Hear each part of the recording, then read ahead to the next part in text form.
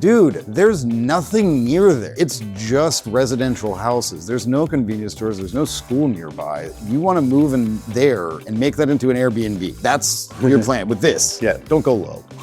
Just don't go low, right? You pay for what you get. You're not going to be comfortable for at least a year. Just buy something new or something better, something more expensive.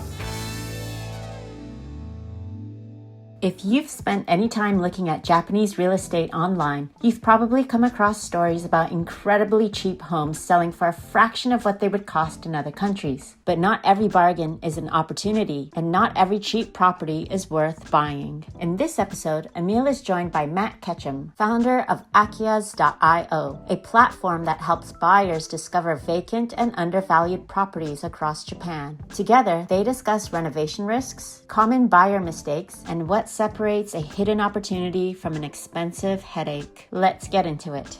So Matt, can you tell me about your business? Sure. Akiyas is a real estate consultancy that focuses on rural areas. Obviously, Akiya is in the name, so that's part of kind of the scope of things, but really we work with kind of non-standard real estate. Right now it's largely focused on ryokan assets and acquisitions.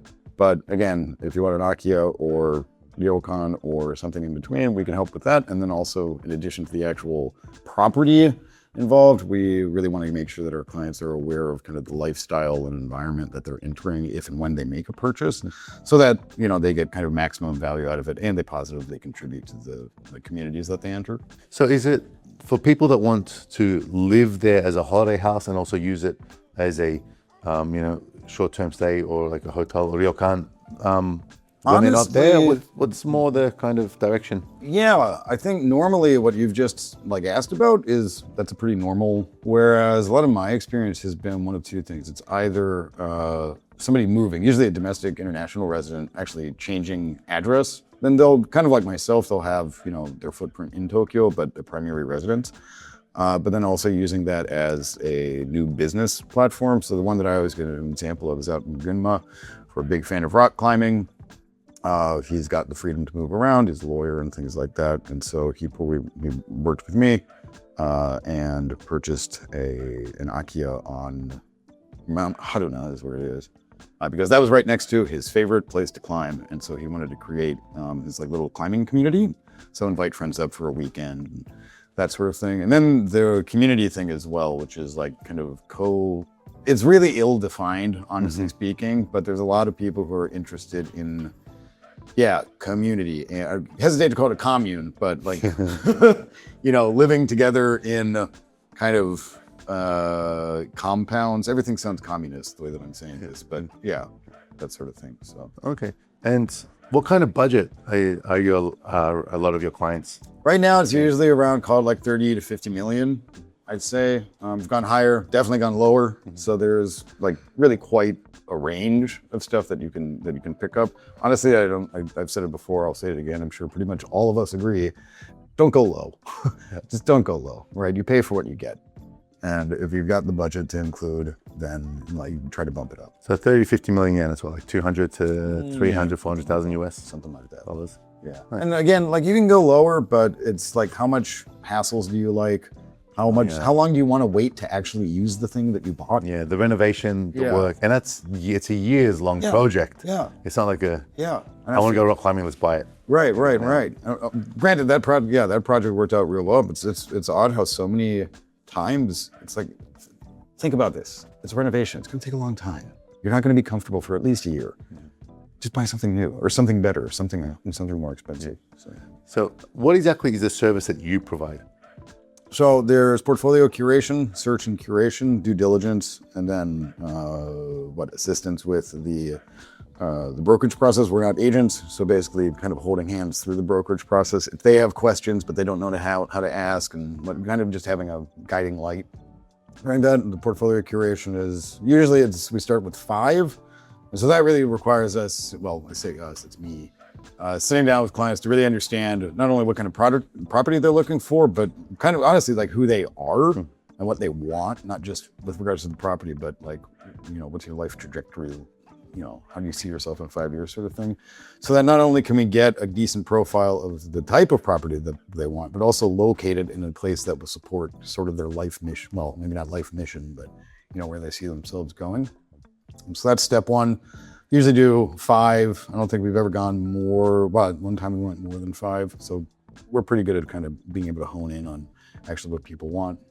Phase 2 is due diligence, visitations, documentation. A lot of the time, especially with the lower properties, but also I'm going up to one next week that also doesn't have very sufficient kind of digital coverage, even though it's a relatively expensive and quite nice looking kind of ryokan compound sort of thing. So that can be photo documentation, video documentation. You do drones a lot. Just 2 weeks ago, I helped take, here's the type of thing, man. I helped take the owner, who could have done this himself, to the Yakuba, the municipal office, to request the tax documents for his property, which he didn't have. I know that. Right? And so exactly that, yeah. really it's, I don't want to call it easy or simple or dumb even, because it's confusing, it's complex. Oftentimes, like, you might know that you can do exactly that thing, but you're sort of maybe unaware if it's even necessary, so maybe you don't. And it's just this whole not very well constructed process, especially if you're doing it yourself. And so recently that's what I've been doing actually with the owners, not buyers, because they're actually proactively taking steps to try to sell the thing that, kind of more traditional real estate agents or more like standard real estate agents, understandably, like, can't or won't work with. And so just kind of facilitating that. So since you're working with Japan residents like that want to, I guess, have another home in the regional area, why should someone use your service rather than, hey, I just do it myself. I can jump online, I can jump on at home and find my own listing. I'd say an easy one is triangulation. Rains. Yes. I love rains. No, I don't love it. No, you don't. I don't love it. Sorry, I don't love it, but I have to use it. Yeah. So one thing that I've found is, you mentioned At Home, Sumo, all those guys. They're supposed to be pulling from rains, right?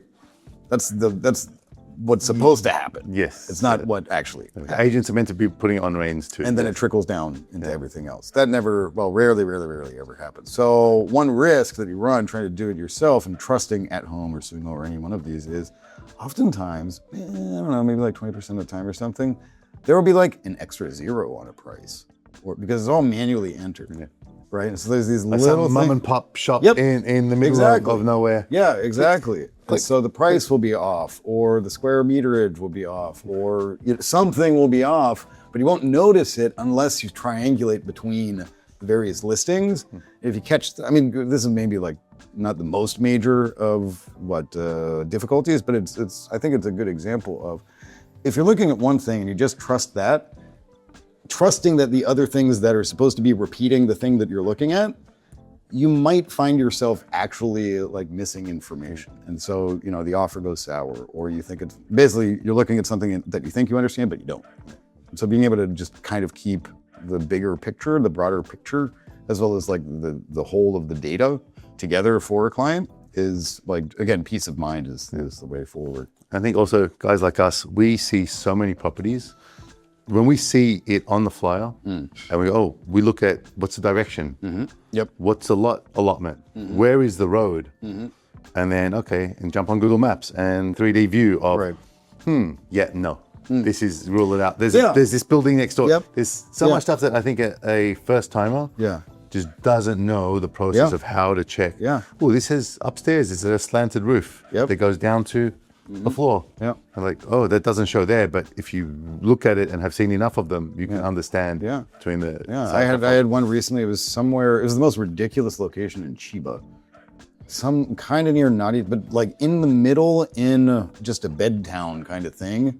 And I guess they found it on one of the Akiya sites. Anyway, they found it. They came to me with it and were like, I think this looks really good. I'm like, dude, there's nothing near there. It's just residential houses. There's no convenience stores. There's no school nearby. Like, you want to move in there and make that into an Airbnb.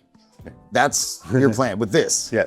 Right? And he said, yeah, it looks pretty good. Like, you didn't. So that's the thing. If you want to do that and look like or maybe waste your time anyway, like, do it yourself. If you want to actually get down to business, use our services. Cool, man. What do you see are the biggest changes in the next 12 months in your space?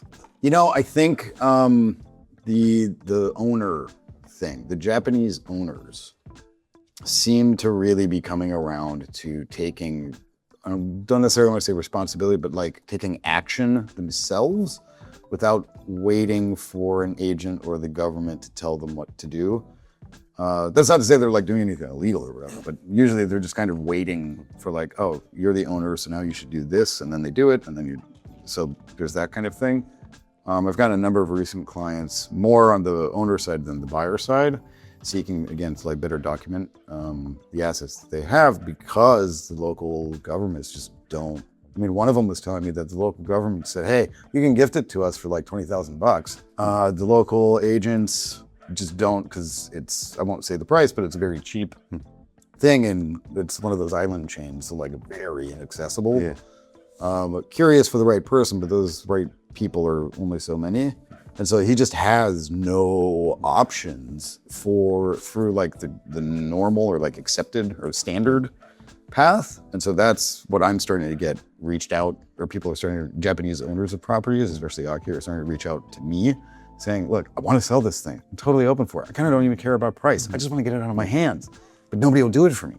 And so being able to support them with, again, the documentation, then I can connect them with, you know, because if I do all the work and the agent is just like, all right, yep, yeah, okay, let me facilitate, there you go, then it's a much easier thing to do.